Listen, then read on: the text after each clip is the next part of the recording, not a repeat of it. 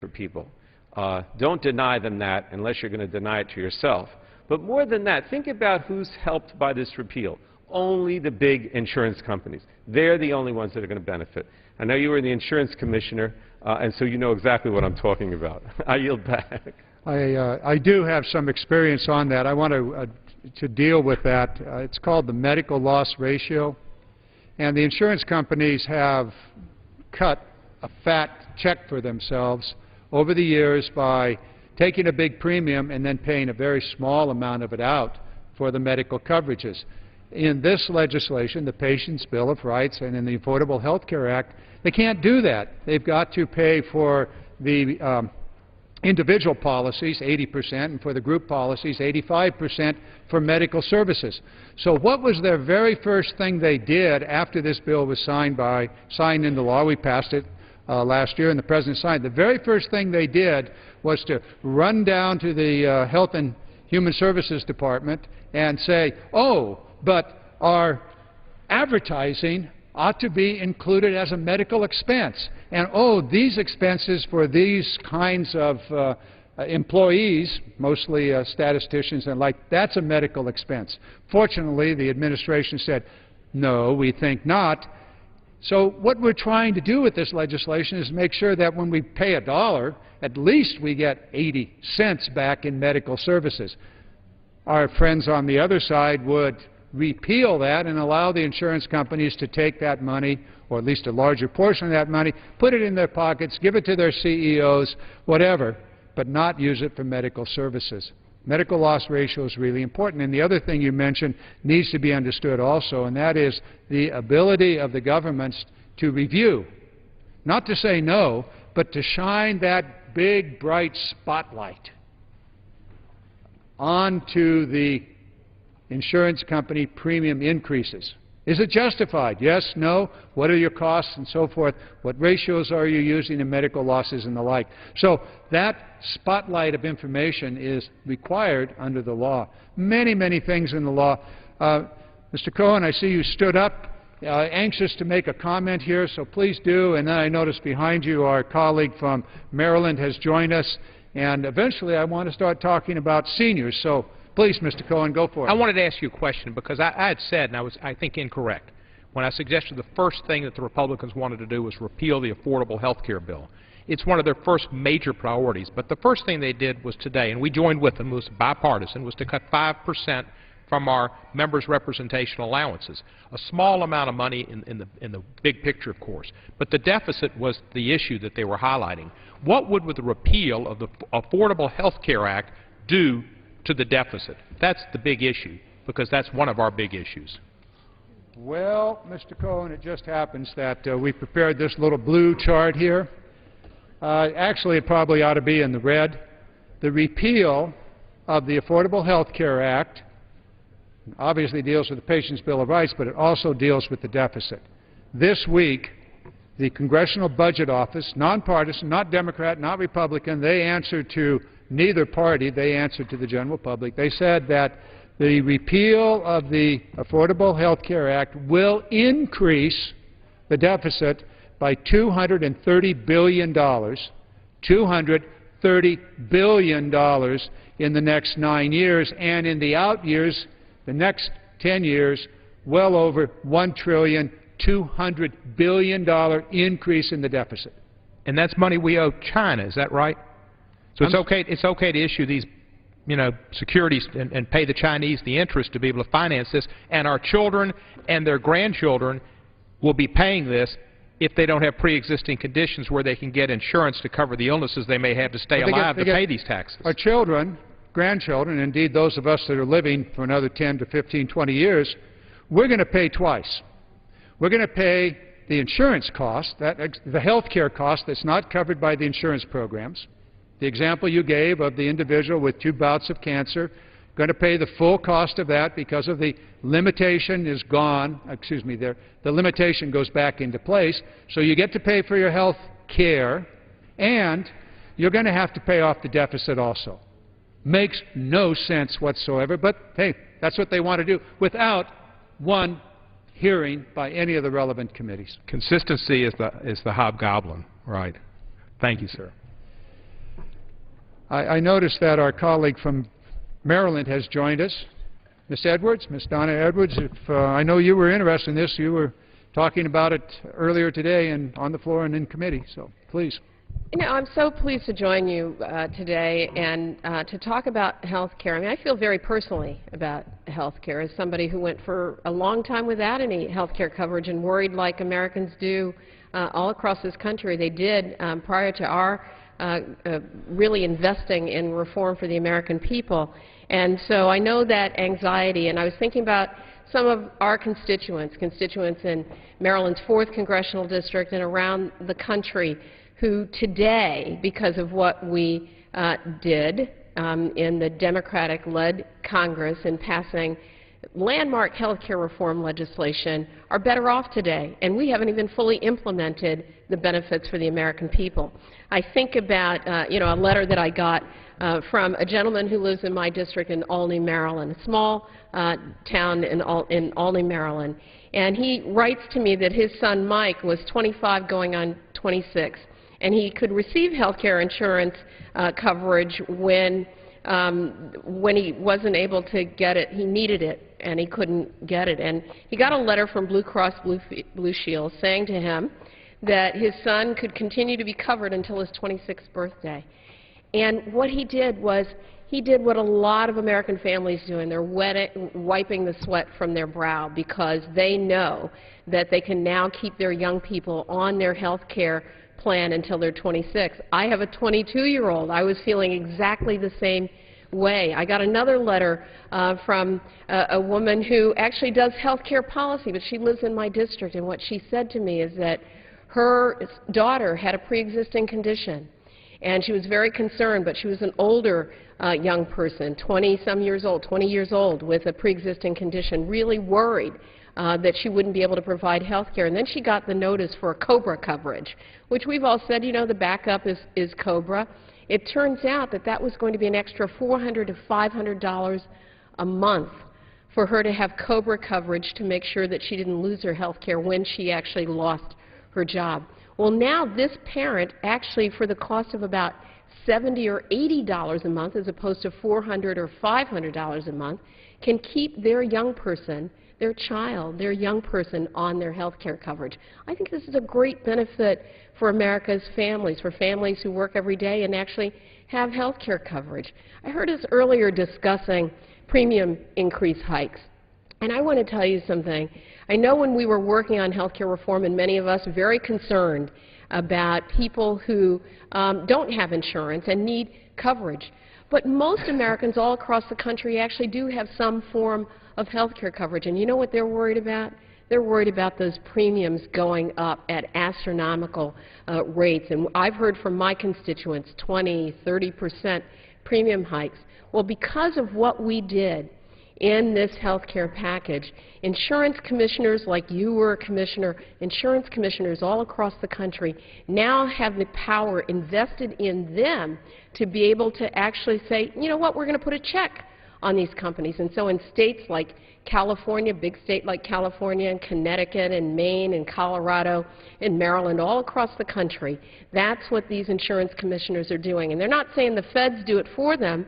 It's the states. And of course, we heard here this morning as we read the Constitution a reminder that states are in a great position to look at what insurance companies are doing in their states, to regulate what's happening in their states, and to say to them, you have to stop taking money away from consumers, away from patients, by raising your premiums excessively. And so these are real accomplishments for the American people and for people who go to work every day. And so I'm glad to be here actually talking about these benefits with the American people.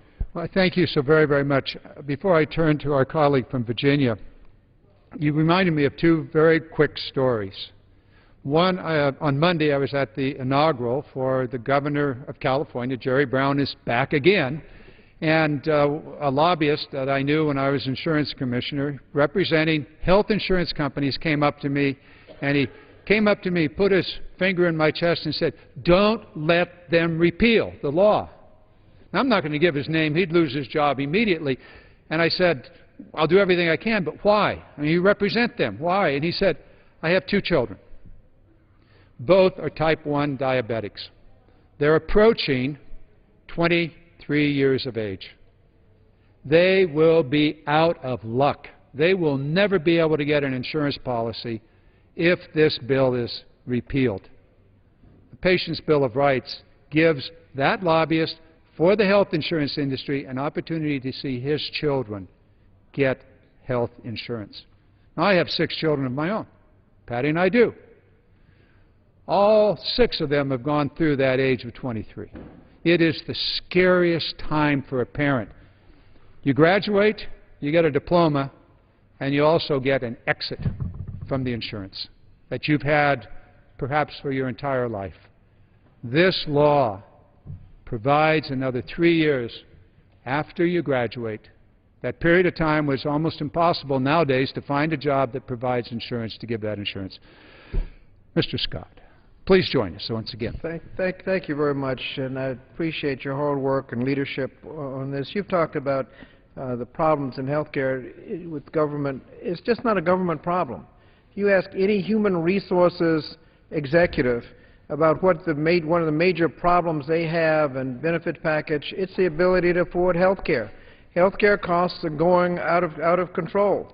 If you have an employee with a pre-existing condition and he's in the group and they do the actuarial study, you start getting bills that you can't pay. You ask any human resources what's happened to their insurance costs over the years. It's just going through the sky. If you look at the employee portion of health care, it goes from 0 participation to a little bit more co-pays, more deductibles, more costs for the family, on and on and on.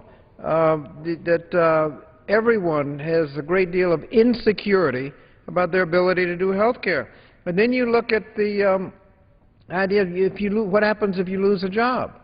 If you have a pre-existing condition, you will not be able to get health care until this bill passed. With all this insecurity, your ability to get health care, your ability to be able to afford it in the future, all of these problems in the future, what is the response from the other side about what to do about that kind of insecurity? They says, well, just be strong and go without insurance like me. Well, that is not a particularly attractive solution for those that don't have an alternative, don't have a spouse where you can just jump, you can say, I'm not going to take government policy, I'm going to use my spouse policy. They have an alternative. Or if they're so wealthy, they don't need the insurance. Most Americans aren't in that situation. They need health insurance, and this is what is provided. You have access to it, and it is affordable. Everyone in America will be able to afford health insurance in 2014 because those that can't afford it will have subsidies to make sure that they can. So everybody will be able to get it. If you make less than $88,000, you can get health care for less than 10% of your salary. That is not the case now. If you're in the $20,000, $30,000, $40,000, $50,000 a year bracket, if you can get insurance, it's going to be a lot more than that. And so with this bill, people have the security of health insurance that they don't have now, and the bizarre suggestion, just go without insurance, is not particularly nice when you have children that may have a little ear infection. Rather than have them lose their hearing, you can deal with it when it's a little infection. These problems don't grow out of control. We need that security. This bill provides it. And in terms of seniors, seniors are particularly helped under this legislation.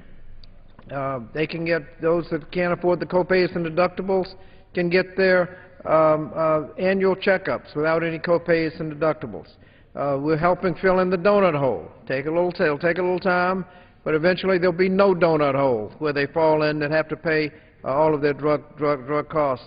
And it covers, we provide more community health centers, so they'll have better access. We're training more doctors and nurses, so they'll have more professionals. Then you have a chart that extends Medicare. Medicare is extended. We know that Medicare will quote go broke if we don't do anything. It extends the solvency of Medicare.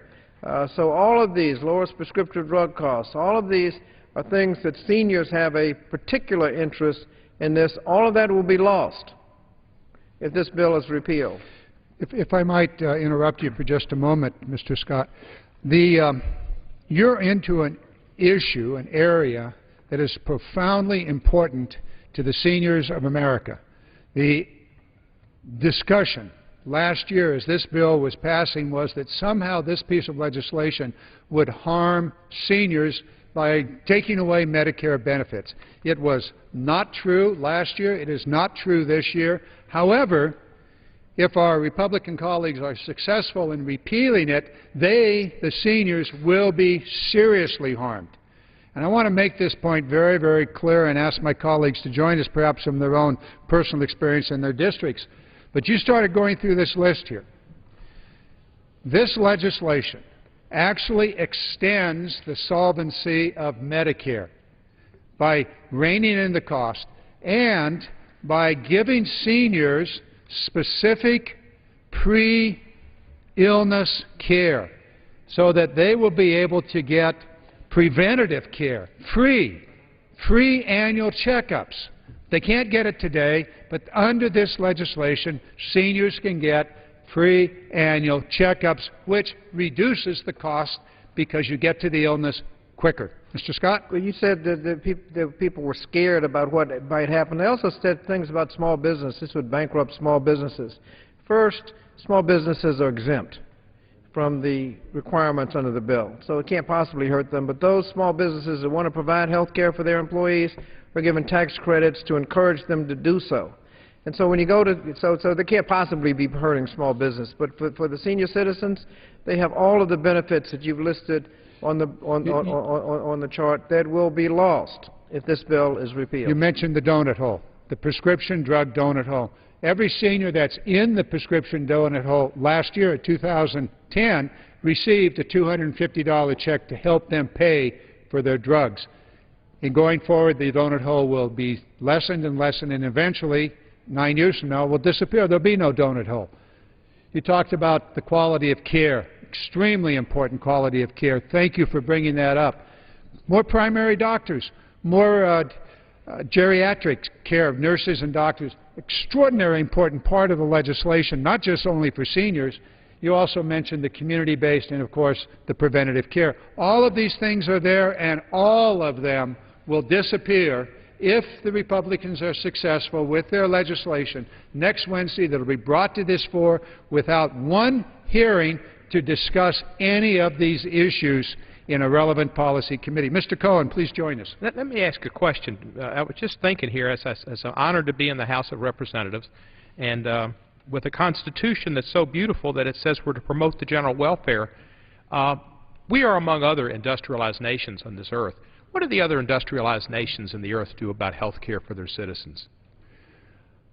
Well, I'm not sure I heard your question, so please say it again. What do the other industrialized nations in the world do for health care? Do they have program policies like ours where 32 million people don't have health insurance and they're not mandated to get insurance, or what do they do? Well, I think you're asking me a rhetorical question because you know the answer, and I think most Americans know the answer, that all the industrialized nations, we're not talking about China here, but we're talking about Korea, Japan, the European countries, the European Union, all of those countries provide universal health insurance coverage.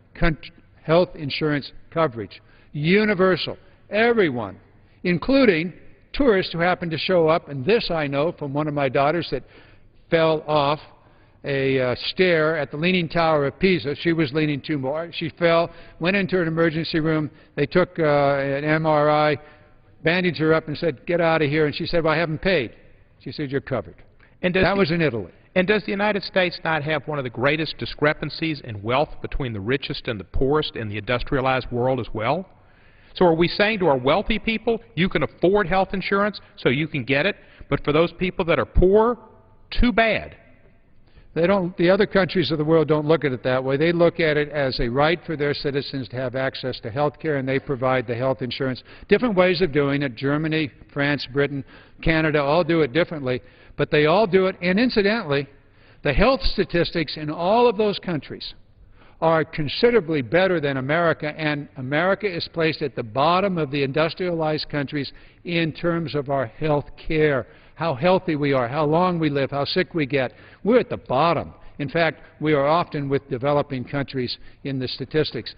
We spend almost twice as much as any of those other countries. So the Affordable Health Care Act goes after many, many things beyond the Patient's Bill of Rights and the senior issues. Thank you so very much for raising that issue. We have about maybe 10 more minutes? 10. Then let's go. Mr. Pallone. Well, I just wanted to talk a little bit about prevention, and particularly in terms of seniors, which you mentioned, and what it means in terms of people's health and also the cost to the government.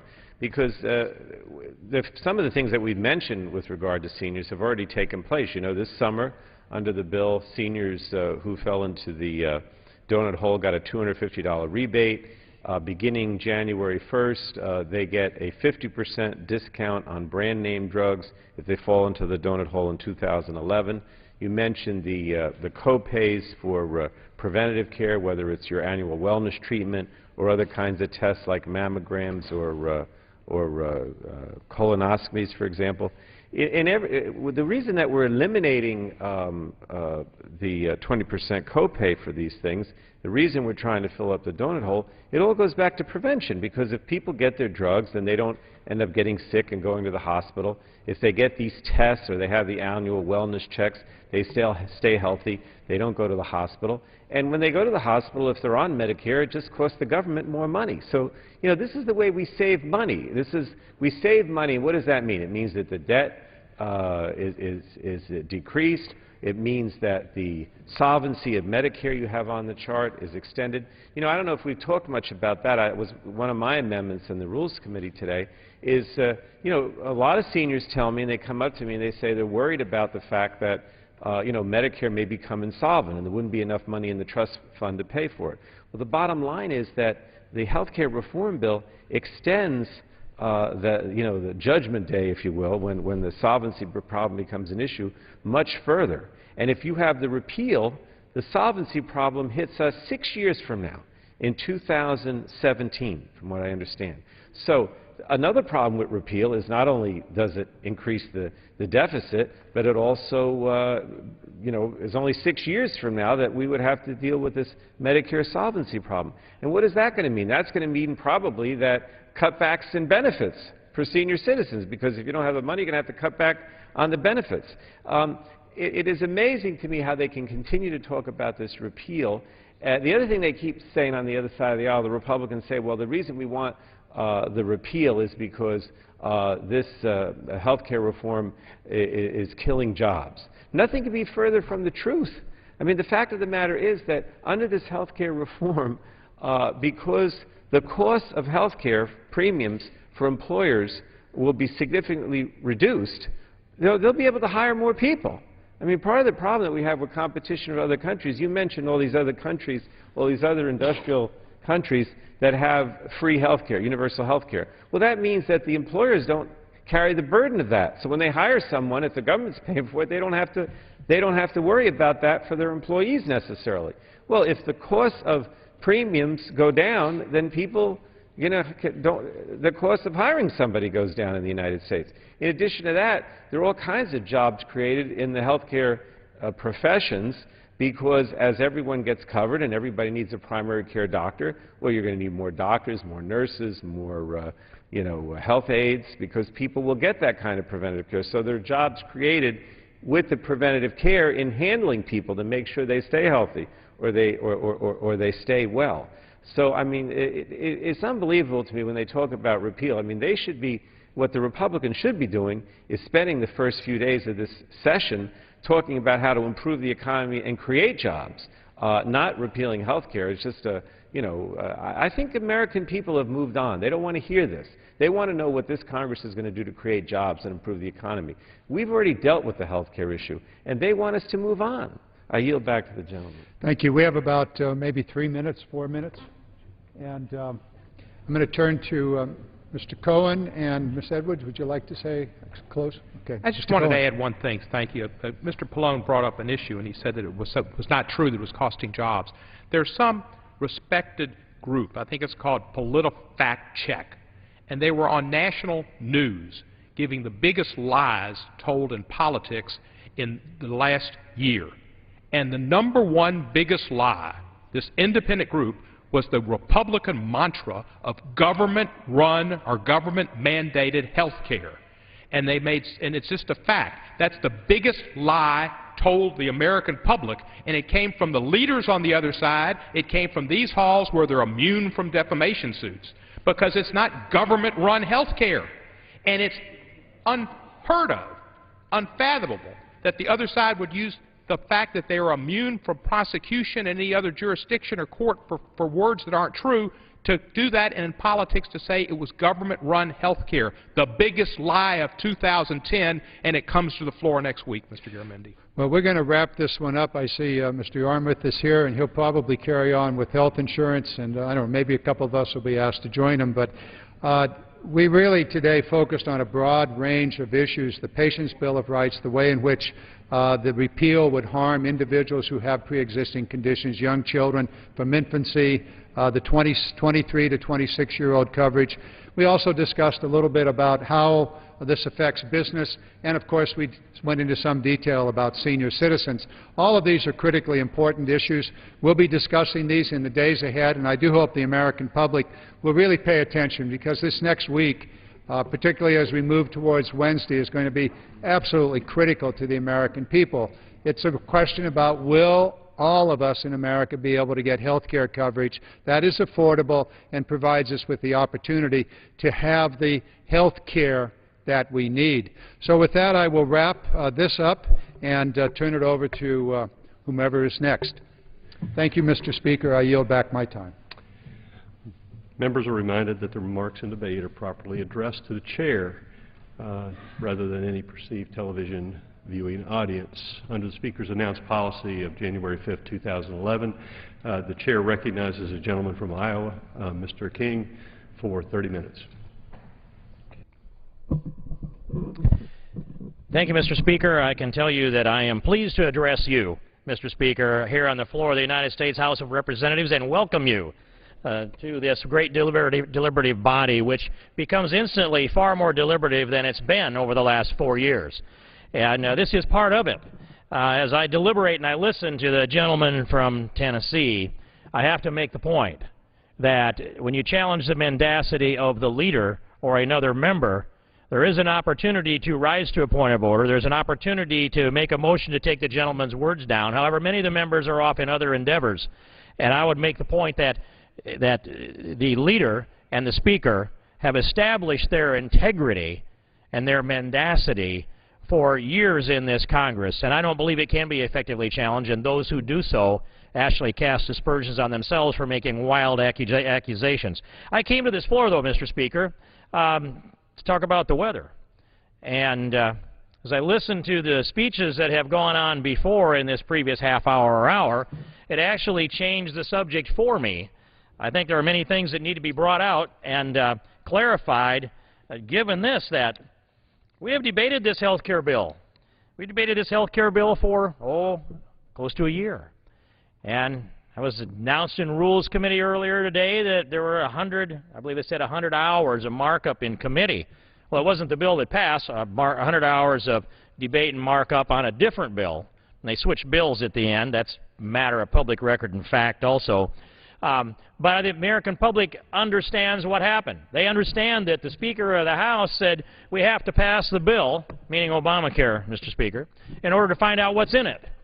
And when that bill was passed, to set the record also straight, I don't think there's another time in the history of this Congress that there was a bill of this magnitude, in fact I'm certain there's not, that passed the House of Representatives without the majority support of the House of Representatives for the bill that was before us. It is a fact of record. It's a fact of judgment. It's a fact of history that there had to be conditions that were attached in order to achieve the votes necessary to squeak that bill by and pass Obamacare here in the House on that day last March. And if people forget, Mr. Speaker, what I'm talking about, it's this. Remember, there was a switch on the bill. The bill that was marked up in committee is not the bill that came to the floor, not the bill that had hearings on it and had markup. But there were also conditions. We should remember there were the Stupak dozen. The Stupak dozen who said, we're not going to, we insist that there be an amendment brought forward that will protect so that the language that's in the bill doesn't fund abortion through a federal mandate. And they held out on that to get that vote. Little did I know, up until that Saturday afternoon, that the gentleman who was doing the negotiating already committed to vote for the bill. And the Stupak dozen were anonymous people.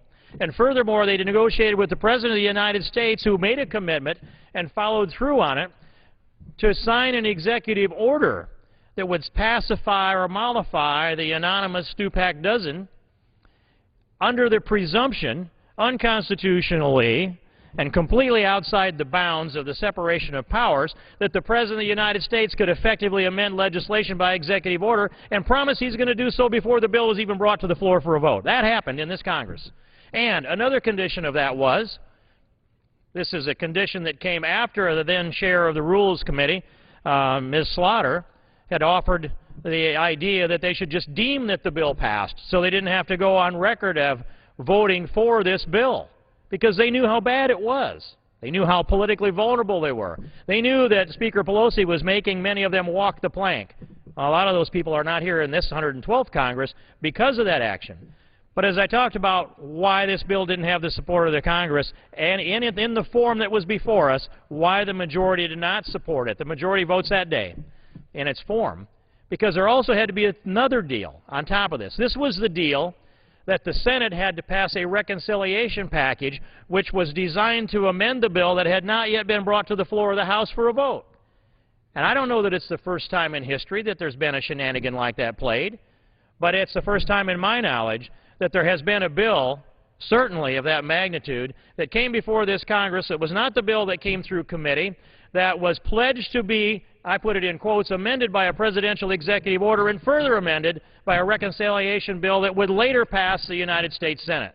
That's what we have before us with Obamacare. And it became the law of the land on that date of March 30th of 2010. Passed over here in the House, if I remember correctly, on the late evening of March 21st or the early morning of March 22nd, Sunday night. I remember my long walk home that night. I remember telling myself I'm going to sleep until I'm all rested up, and then I'm going to wake up and figure out what to do. I didn't sleep very long. I couldn't sleep with that policy imposed upon the American people, with the realization that it would become the law of the land. And about 2.5 hours later, I got up and went to my word processor and typed up a request for a bill to repeal Obamacare.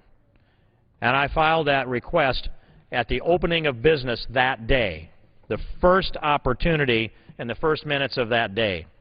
I want to thank and congratulate Michelle Bachmann. I didn't know it. She was awake in the middle of the night doing the same thing. And her bill draft came down within 3 minutes of mine, exactly the same words. And that bill draft was turned into a discharge petition with this huge Pelosi majority in the 111th Congress. And that discharge petition gathered 173 signatures, bipartisan, by the Pelosi definition, at least, Mr. Speaker. And that was part of the foundation that I think actually did shake this country. And there was a statement made in the Rules Committee, they were deliberating on the rule for H.R. 2, that we had said that the sky would fall if Obamacare became the law of the land, and they said the sky didn't fall. Well, Chairman Upton, the incoming currently and now chairman of the Energy and Commerce Committee, said, yes, it did. The sky did fall.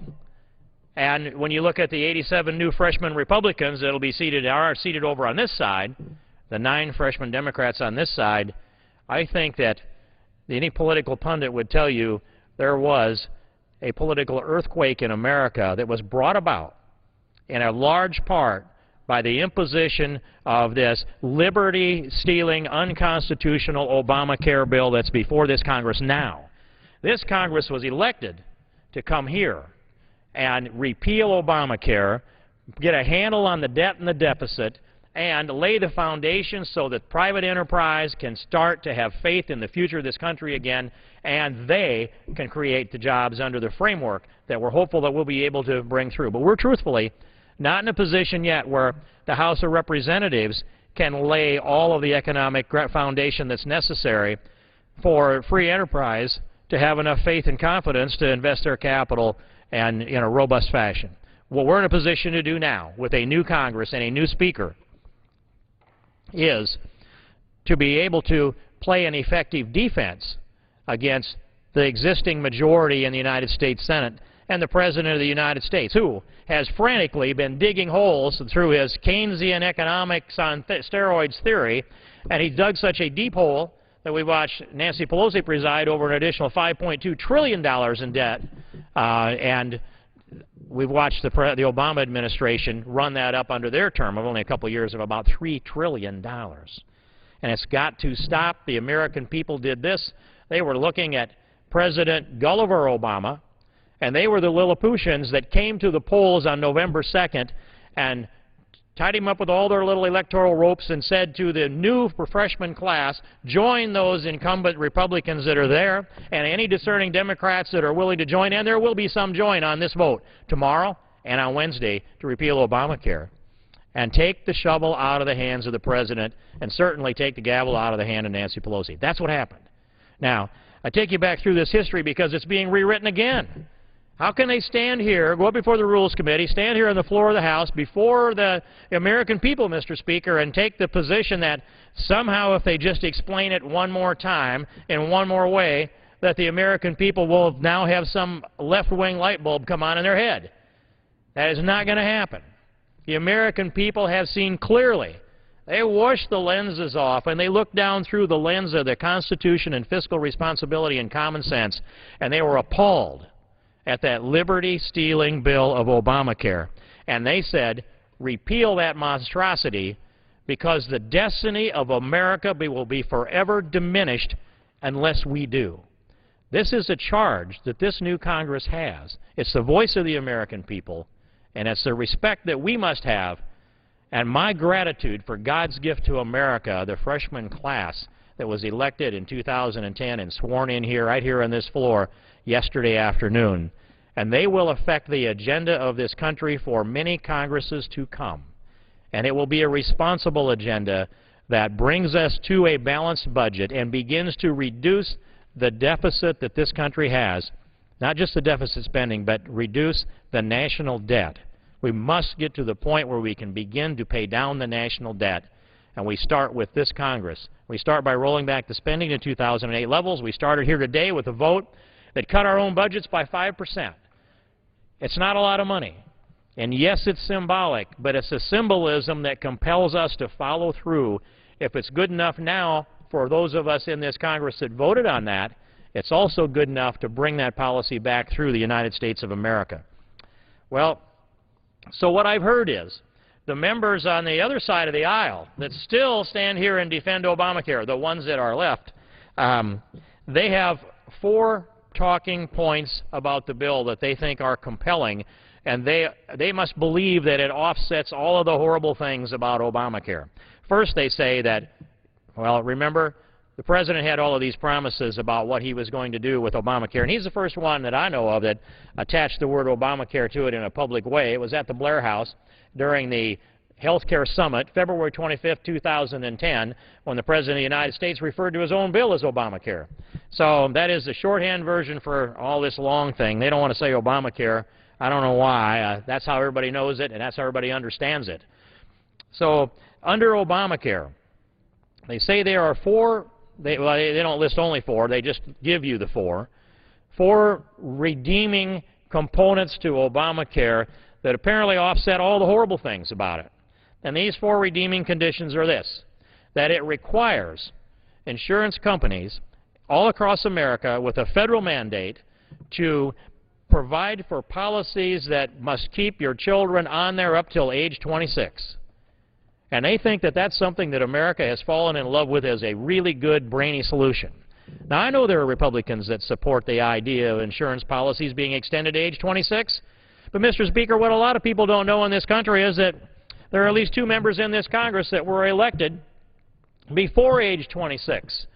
And had Obamacare been implemented before they were elected to office, they could have been on their parents' health insurance plan. Now, isn't that a nice thing when you wean them off of the parents' health insurance plan and you transition them over and put a pin on their lapel and say, now run the country? They haven't had a single minute of their own health insurance policy until they get here. And actually, we have a responsibility for it here. We pay our chunk of the premiums like any other federal employee. But I just think it's ironic that there would be such a strong argument that people elected to Congress could come here, walk in that door, come down here before the Speaker's rostrum, raise their hand and take the oath of office, and at that moment still be on their mommy and daddy's health insurance policy. I wanted my kids to grow up. When they turned 18, I told them, my responsibilities are now done. I'm going to nurture you and give you advice and counsel you, and I'll help you where I can. But I'm not obligated, guys. We did our best for the first 18 years. We'll do our best for every year. We'll love you all our lives. But you got to start pulling your own load. And now I look at 3 grown sons in their 30s, all married, 5 grandkids, each an entrepreneur in their own right, pulling their own load. And I'm glad that they didn't have to stay unweaned up till age 26. But if insurance companies want to do that, you should be able to buy the policy. If states want to mandate, I think it's not a good policy, but they can do so constitutionally. And then if a person's tired of paying those kind of premiums, you can move to another state and vote with your feet. There are some states in the union here that I would move out of because they can't afford the health insurance in them. There are other states one could think about moving to because of the opposite. Here's the second point, pre-existing conditions. They always tie this pre-existing conditions in with the word discrimination because it's like a civil rights code word. So if an insurance company says, I don't want to provide insurance policies to people who have pre-existing conditions, who wait until they get sick before they buy a policy, the health insurance purchasing equivalent of waiting for your house to be on fire before you go buy property and casualty insurance, how many rational people, Mr. Speaker, in this country would make the case that we ought to have a guaranteed issue for our fire insurance on our house? Couldn't we then just, set up our little BlackBerry with an automatic send and wait for the fire alarm to go off, and on the way down the steps to bail out of the burning house, you can just click send. Automatically, they'd have to give you a policy so that your house could be rebuilt and if it's on fire. We wouldn't do that. It's ridiculous because it defeats the logic of insurance. The logic of insurance is you want to be insured against a catastrophe, and you want to share that risk with other people who want to be insured against a catastrophe. It's true for fire insurance. It was true for flood insurance until the federal government took it over. And it needs to be true of health insurance. But we will address pre-existing conditions, and we'll have a legitimate debate on pre-existing conditions here in this Congress, in committee, hearings before committee, amendments allowed, and amendments offered and debated and voted up and down. My position is that if the states want to prohibit the consideration of pre-existing conditions, they may do so. Our state has a high-risk pool, and we fund part of those premiums with the high-risk pool out of the state treasury. I think that's a good idea. I have worked to develop that and expand that in my time in the state legislature. I think it's worthy of consideration that the federal government could take a look at those state high-risk pools and find ways to help those states provide those kind of backstops, because there will always be people that are unfortunate. It won't always just be those that are irresponsible. There are also those that are unfortunate. And so we need to take that into consideration. But to have the whole debate about just those that are unfortunate and not take into consideration those that are responsible, those that are taxpayers, those that are funding, those that are the engine of our economy that are being discouraged by these kind of big government, socialized medicine, unconstitutional policies like Obamacare. Here's the third one. I've named two, 26-year-old insurance, pre-existing conditions. Oh, yes, the discriminatory pre-existing conditions policy. It's not discriminatory. It's logical and rational. Would you say that it's a discriminatory policy to not allow people to buy property and casualty insurance if their house is on fire? It's not discrimination. It defies common sense. So I'm not going to let them get by with that word. Here's the third thing, though. Donut hole. They say they fixed the donut hole, and we would unfix the donut hole. The truth is that low-income people have that fixed. There is a backstop for that donut hole. It's not the hole that they say it is. Furthermore, they raise fees elsewhere to fill the donut hole, so it's not fixed, it's just another transfer, so that there are some people who are beneficiaries and others that pay the extra money. I'm not particularly animated about that, although I thought that we should not have had that donut hole created here in 2003. In any case, our next argument is against lifetime caps. If states want to provide lifetime caps, let them do that. But if individuals want to buy policies that have lifetime caps because the premiums are lower, let them make that decision as well, Mr. Speaker. But I envision a day that we have free markets that are engaged in this. We want to preserve the doctor-patient relationship. We want to preserve the free market effect of this, so when people make decisions about their health and their lives, that they have some tools to work with. I want to be able to, in this Congress, this 112th Congress, advance the idea and seek to pass legislation that is pretty consistent with Chairman Dreyer's. I would expand it a little more. He'd advance the medical savings accounts. I would add we need to advance health savings accounts, HSAs. In 2003, with the expansion of Part D, we put language in that established HSAs, health savings accounts. It allowed in the first year for a couple to establish a health savings account with a maximum amount in it of $5,150, indexed for inflation so it could grow. Now, I don't remember what those numbers are today, but that's the calculus, from $5,150 on up. Well, that's a good deal. Obamacare slashed that in less than half and capped the HSA maximum amount at $2,500. Why? Because they don't want people to be independent, and they don't want them to be able to make their own decisions. If they do that, then they might undermine this effort of expanding the dependency class in America, which is what Obamacare is designed to do, because expanding the dependency class expands the Democrat Party, and that increases the political base.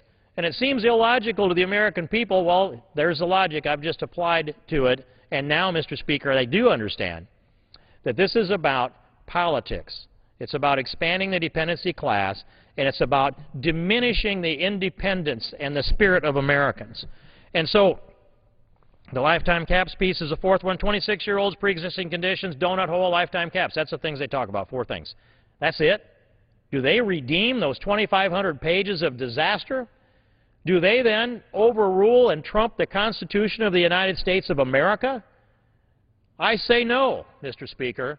They cannot, they must not, they should not. And I hear this debate also about a increase in our deficit. The number, I think, was $232 billion if, not if anymore, it's when we repeal Obamacare. Well, that deficit, and they want to know, will you offset that deficit with spending cuts? Yes, sir. We will be happy to offset a deficit with spending cuts, but I would make this argument instead. When you have an unconstitutional bill in front of you, and if you're weighing a $232 billion and you want to debate whether that's a reason or not to repeal an unconstitutional bill, you can set no price on the Constitution of the United States of America. If it's $1 trillion, you repeal the bill anyway, because it's unconstitutional. And you don't sit back and twiddle your thumbs and wait for the court to resolve this for you. I'm glad that there's litigation going on in the judicial branch. I'm glad that Judge Hudson found with Virginia on the Constitution, on the constitutional component of the Interstate Commerce Clause. I'm glad there are efforts out there in the states to deny the implementation of Obamacare. All of these things going on. But we took an oath to preserve, protect, and defend the Constitution of the United States here yesterday. We took it all in good faith. We said so. And when we have an unconstitutional bill before us, Mr. Speaker, it is our obligation to repeal that bill. Our judgment of the Constitution is not a judgment that defers across and down the line of Independence Avenue. We don't go to the Supreme Court and genuflect and say, if you change the meaning of the Constitution, my oath applies. Our oath applies to our understanding and conviction of the text and the original understanding of the Constitution and the various amendments as they were adopted. That's what the Constitution has to mean, or it is no guarantee whatsoever to the people in this country. They rose up and they changed this majority in this House, and they did so because they're a whole group of millions of constitutional conservatives, including the Tea Party groups. And they said, enough unconstitutional activity, enough of this theft of our liberty. We are not going to pass the debt and deficit on to the succeeding generations. And so I noticed, and it was $230 billion was the point, not 232 to make it accurate. But I noticed today in the Republican Study Committee that Chairman Jim Jordan read from an article written by Tony Blankley in the Washington Times, December 20th, 2010. And it caught my ear. And so I looked it up, and I'd like to just close with this concept that was delivered by Tony Blankley shortly before Christmas this year. And he wrote about an experience in China and how they were worried that if they don't keep the growth going in China, that they will create expectations, and then the peasants in China will be unrulable. If you give them expectations, then you have to meet those expectations. Well, we in America, we trust in our expectations. And so he writes this. He said, what happened in November 2nd was this, that the American people went to the polls and said, I want more liberty and less government. I want more liberty and less security about my future. And he puts it in these words, and I think they're excellent words. Quote, no other people in the world would have responded to economic danger by seeking more liberty and less government protection. No other people would have thought to themselves, if I have to suffer economically in order to not steal from my grandchildren, so be it. I pray we would have come to that decision a generation ago instead of a couple of months ago, Mr. Speaker. But this Congress has come to that decision at the direction and the effectiveness of the American people. And we will follow through on that pledge. And we'll ask them, keep sending us more people like this freshman class to help get this job done so that in our time we can hand the keys of this chamber and this government over to the next generation in sound fiscal fashion, sound constitutional fashion, not with diminished liberty, but with expanded liberty and with the pillars of American exceptionalism refurbished by our generation, thanks to the will of the American people. Thank you, Mr. Speaker. I yield back the balance of my time. Gentleman yields back.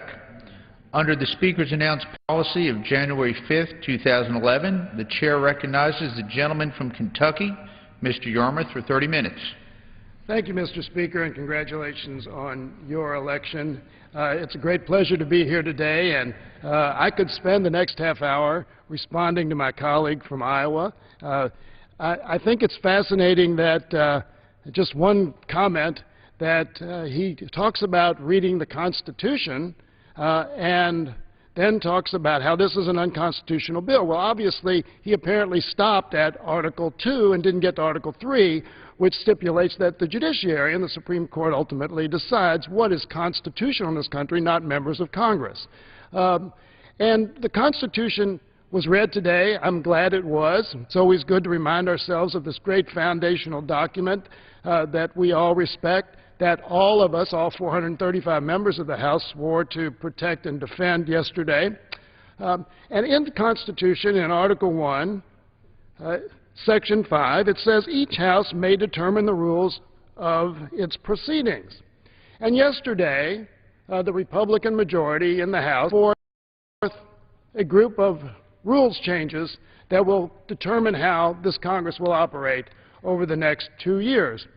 And it was fascinating, in light of our discussion about health care, in light of our discussion about the costs of health care, that one of the things it did, these rules changes that the Republicans passed, is basically to vest extraordinary power in one member of the House of Representatives to determine essentially what the cost, what the deficit or the budget implications of a particular piece of legislation might be.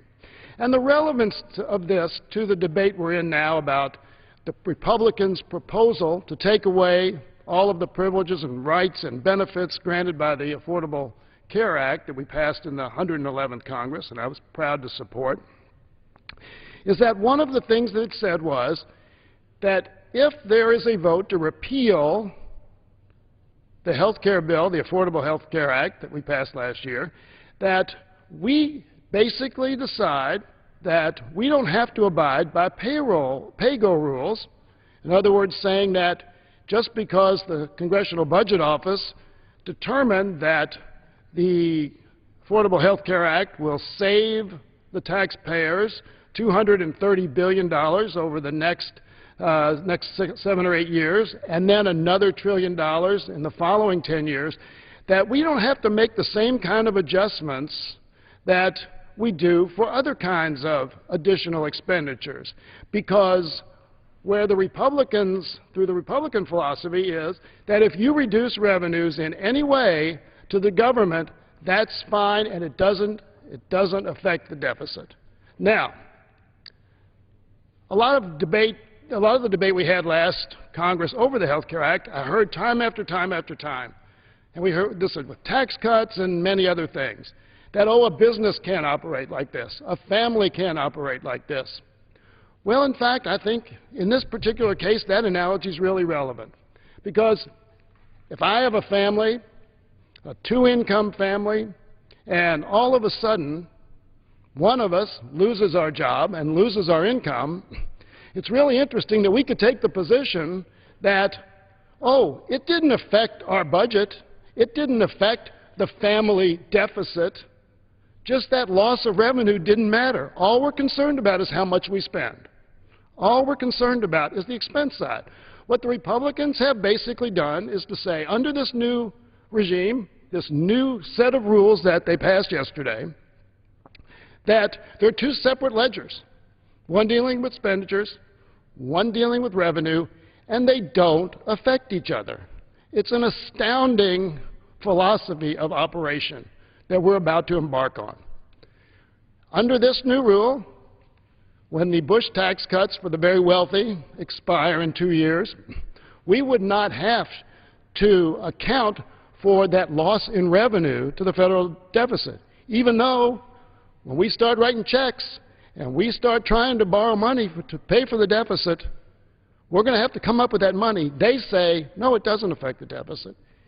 If we repeal the Affordable Health Care Act, which the CBO says will save $1.3 trillion over the next 2 decades, that's money that we aren't going to have to borrow from somebody else. They say, oh, that's not part of the budget. We don't have to compensate for that. So it's fascinating that they basically set up these two sets of books, and then they give the power to the chairman of the Budget Committee, who in this case is Mr. Ryan of Wisconsin, a very thoughtful, honest man. You give him the power, however, to make a decision that whatever the CBO says doesn't matter. He can deem or decide exactly what the impact of any provision or any act of Congress is on the budget. One person.